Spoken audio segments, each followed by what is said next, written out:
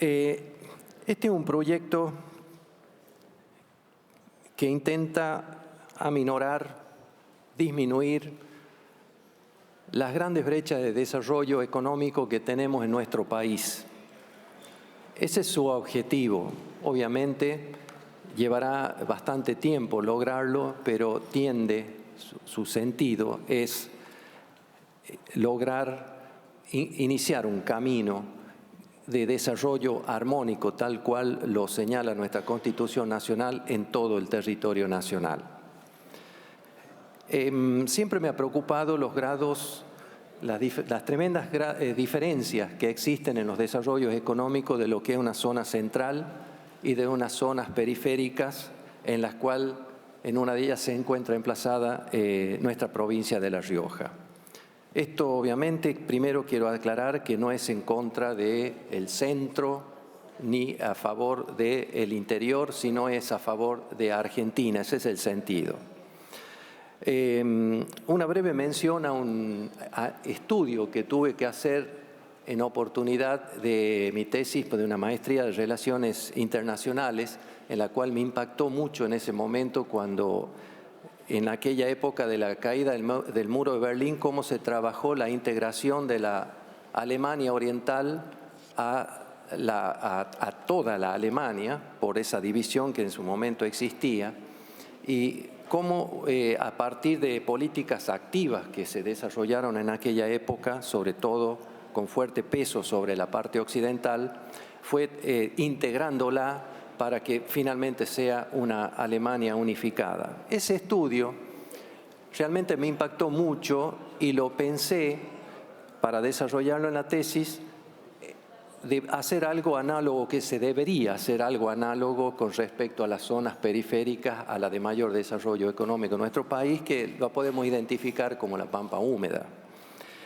Y me acuerdo que de los resultados, bueno, a partir de ciertas aplicaciones matemáticas y demás, surgía que si se mantenía un grado de crecimiento de los productos brutos geográficos que se daba en aquella época de los años 90, levemente superior en la provincia de La Rioja respecto, por ejemplo, a provincia de Buenos Aires, provincia de Córdoba, provincia de Santa Fe, debían de transcurrir más de 100 años para que podamos igualar los grados de desarrollo, tomando como referencia el Producto Bruto Geográfico.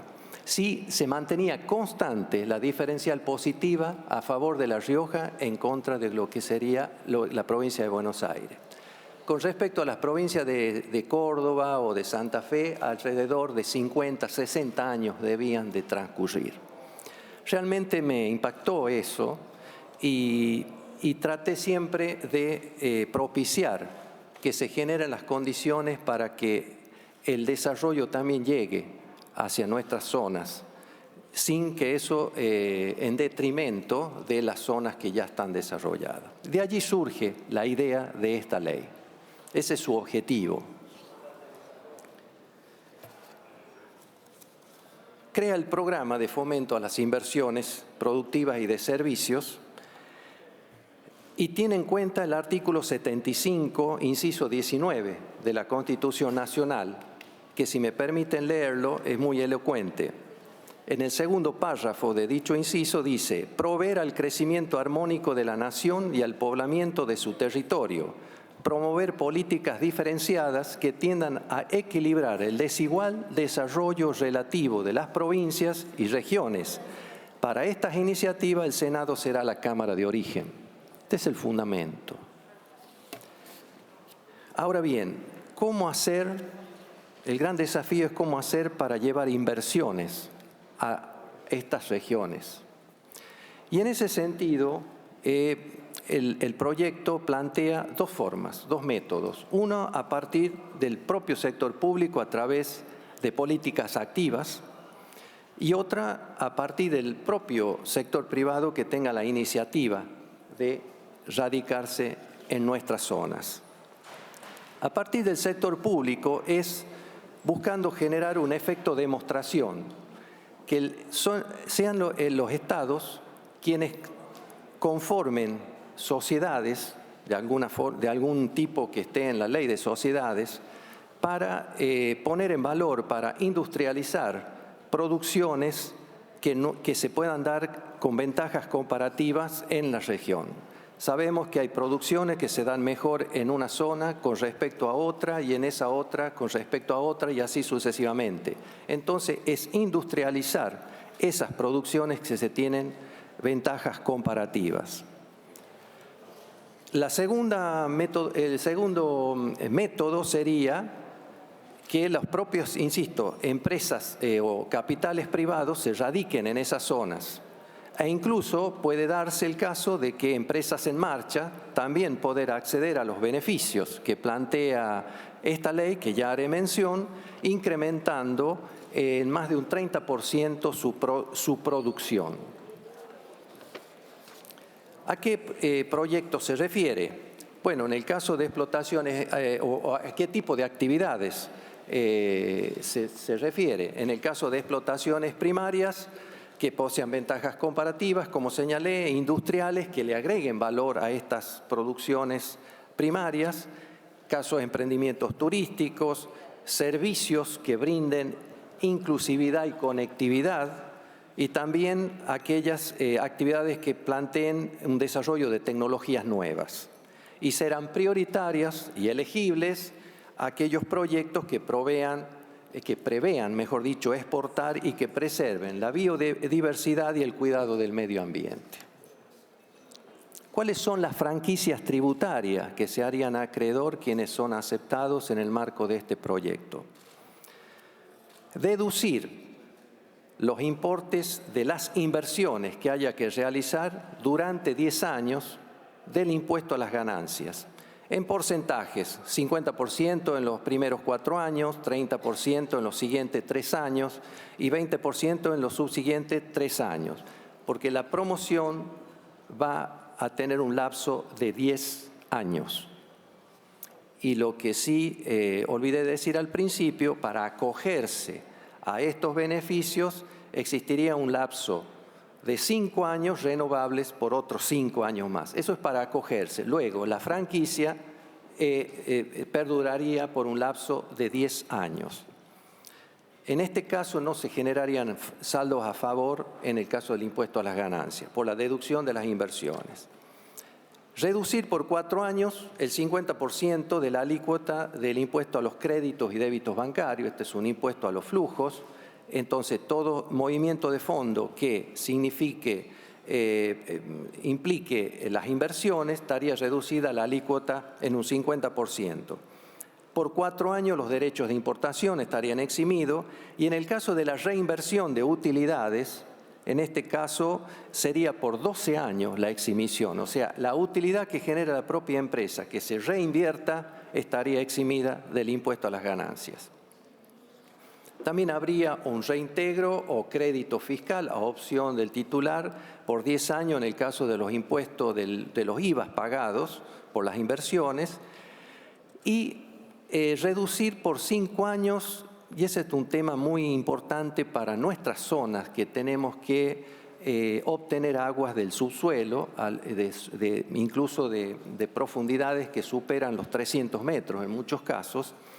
Reducir por 5 años el 60%, en un 60% la alícuota del IVA que se aplica sobre los servicios de energía, que no solamente es la alícuota general del 21%, sino es de un 27%, es más gravosa aún. Entonces, al reducirla a un 60%, queda en el orden del 10 y pico por ciento el IVA por 5 años.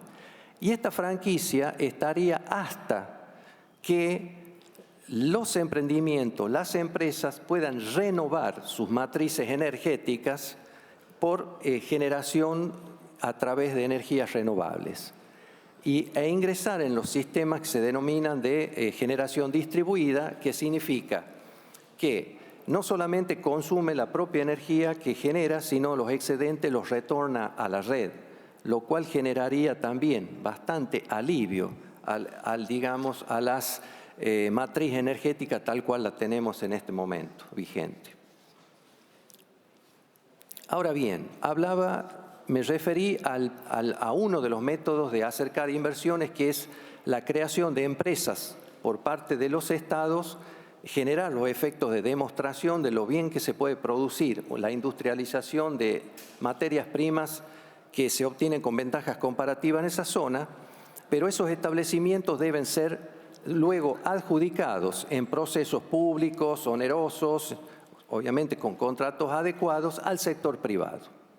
Por parto de un concepto de que el Estado tiene que ser promotor, generador de políticas públicas, pero el Estado en este tipo de actividades no es empresario, no es una empresa estratégica, sino la constituye con el objeto de demostrar y acercar a los empresarios del rubro, que luego la pueden explotar empresas que ya pueden tener sus mercados y con los mismos obtención de recursos de esa actividad puede amortizar la adquisición que haga de las mismas.